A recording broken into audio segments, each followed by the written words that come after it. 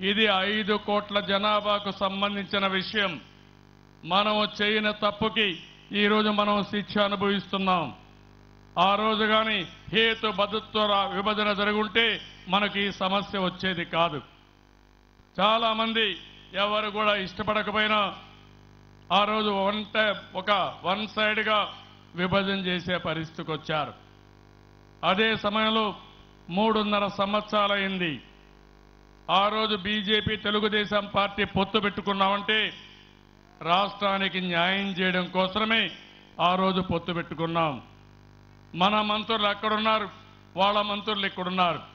నేను 29 సార్లు ఢిల్లీకి వెళ్ళాను, అందరినీ కలిశాను.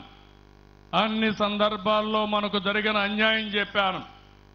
ఇప్పటికి కూడా సరైన న్యాయం జరగలేదని చెప్పి నేను మీకు తెలియజేస్తున్నా. మొన్న ఏదైతే పార్లమెంట్లో బడ్జెట్ పెట్టారో చివరి బడ్జెట్లో కూడా అన్యాయం జరిగినప్పుడు రాష్ట్ర ప్రజలకు అన్యాయం జరిగిందనే విషయం ఇంకా చెప్పకుండా ఉండలేము. ఇది కరెక్ట్ కాదనే ఉద్దేశంతోనే తెలుగుదేశం పార్టీ అక్కడి నుంచి గట్టిగా నిలదీశామని చెప్పి కూడా నేను మీకు తెలియజేస్తున్నా. ఈరోజు ఒకే విషయం మీరు గుర్తుపెట్టుకోవాలి. మొన్నే ప్రధానమంత్రి గారు కూడా చెప్పారు, తెలుగుదేశం పార్టీ తెలుగువారి ఆత్మగౌరవానికి ఎన్టీ రామారావు గారు పెట్టారనే విషయం ఆనాడు పార్లమెంట్లో కూడా ప్రధానమంత్రి ఒప్పుకున్నారు. ఇది తెలుగువారి ఆత్మగౌరవానికి సంబంధించిన విషయం. ఆ విషయం అందరూ గుర్తుపెట్టుకోవాల్సిన అవసరం ఉంది.